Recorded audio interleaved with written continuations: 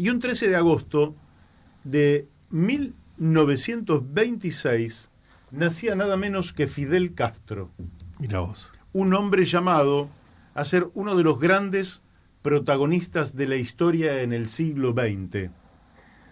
Y no era una cosa sencilla ser uno de los grandes protagonistas del siglo XX, existiendo durante el siglo XX países tan inconmensurablemente grandes como Rusia, como Estados Unidos, como China, el papel de Europa, y allí una isla que es muy particular. Es una isla muy particular, es una hermosa isla del Caribe que dio tantos enormes talentos como su gran poeta, ¿verdad? O como su gran ajedrecista. Entonces, era una isla llamada a tener un papel, y ese papel lo va a cumplir en el siglo XX nada menos que Fidel Castro, líder de la Revolución Cubana y líder además de millones de personas que en el mundo vieron en él un hombre en capacidad de desafiar, casi se podría decir, el destino, porque Cuba tenía destino de colonia de los Estados Unidos, de saltar de ser colonia de España a ser colonia de los Estados Unidos. Pero el pueblo cubano, primero con sus héroes de la independencia, con Céspedes y básicamente con José Martí, iba a mostrar una rebeldía que difícilmente iba a ser doblegada, ese espíritu de independencia, de soberanía y de libertad. Y una vez que se libera de España, va a quedar bajo la enmienda Platt de allá por 1904, prácticamente como una subcolonia de los Estados Unidos. Pero ese pueblo no se la iba a bancar fácil. Iba a iniciar distintos procesos revolucionarios, el pueblo de Cuba. Y en un momento iba a dar un líder de excepción, y como todo líder de excepción, arriesgando su vida, como todo líder de excepción, salvándola por casualidad. Pero un líder bastante especial porque debe haber sido el hombre contra el cual se organizaron más atentados para matarlo, atentados que fracasaron uno tras otro, y Fidel termina muriendo allá 24 de noviembre de 2016, hace apenas 3 años atrás, con 90 años de edad. Un hombre sobre el cual se han dicho las más extraordinarias mentiras, y se lo ha calificado y se lo ha tratado de descalificar al extremo, ¿verdad? Y yo voy a contar una pequeña anécdota porque en 1978, con motivo del 11 Festival Mundial de las Juventudes, se organizaba en Cuba, y nosotros estábamos viendo con bastante desconfianza todo lo que pasaba en el área de la Unión Soviética. Todo eso lo veíamos mal. Había viajado, y vos también habías viajado, Daniel, por aquel tiempo, no sé si después, pero había viajado por 1977 nuestro compañero con el que hablamos ayer, Adrián Camps, a Alemania Oriental, y había vuelto absolutamente descorazonado de lo que era eso. Eso no tenía nada que ver con lo que eran los ideales que nosotros veníamos sosteniendo, pero que son ideales desde Esteban Echeverría, desde Juan B. Justo, en los que la libertad es el gran proyecto del ser humano. La autonomía del ser humano es el gran proyecto al cual se subordinan el conjunto de las variables, pero la libertad está en el centro, y no lo veíamos. Así que fuimos en 1978, fines de julio, principios de agosto,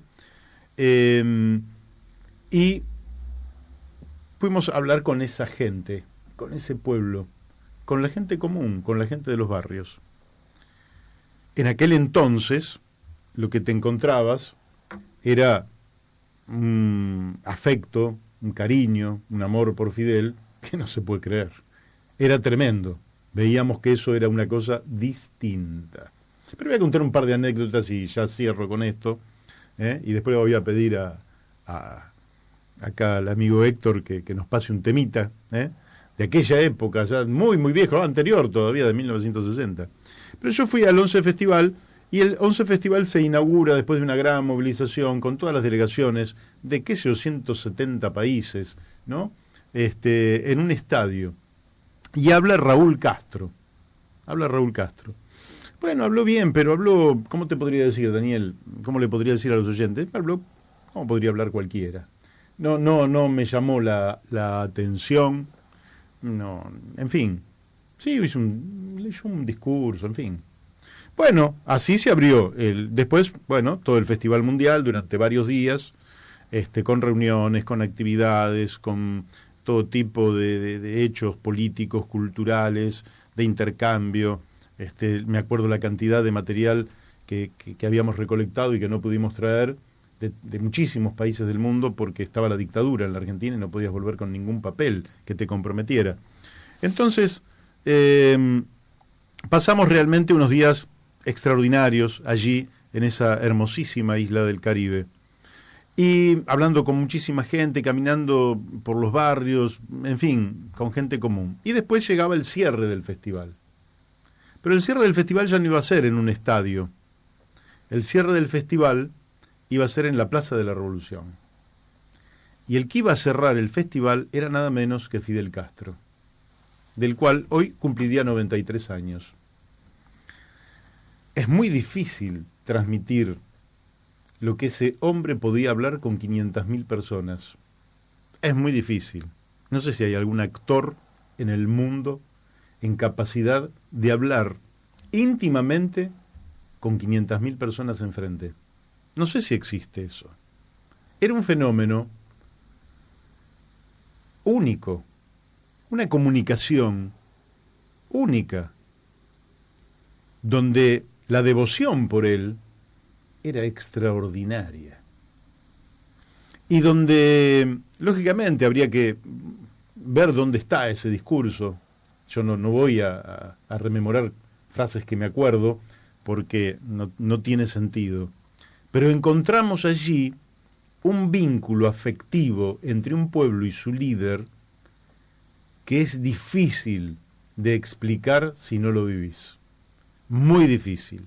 Quizás nuestro pueblo, con sus grandes líderes, con Irigoyen, con Perón, con Eva, con Alfonsín también, haya generado un afecto tan grande, ¿no?, con el líder, donde la identificación es enorme y donde el líder es la voz del pueblo y el pueblo es el brazo ejecutor de un liderazgo que tiene una claridad extraordinaria y por eso la confianza del pueblo, pero no es un liderazgo del que manda sin contacto con ese pueblo, del que manda desde los Olimpos del poder o de los castillos.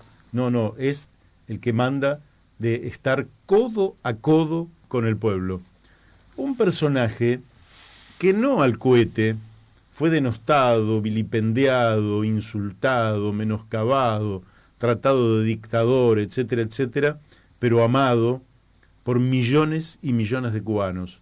Y millones de mujeres y hombres en el mundo que vieron en él el liderazgo de quien se comprometía con los abandonados, con los humillados, con los excluidos, con los marginados, con los pobres, con los negros, con los indios, dando una demostración en el siglo XX de quizás de un cristianismo o de un socialismo o de vaya a saber qué, ¿no?, que logró conmover en gran medida a un siglo XX que tuvo personajes enormes, de magnitudes inusitadas, que manejaron riquezas, recursos, poder militar, infinitamente mayor que el de Fidel Castro.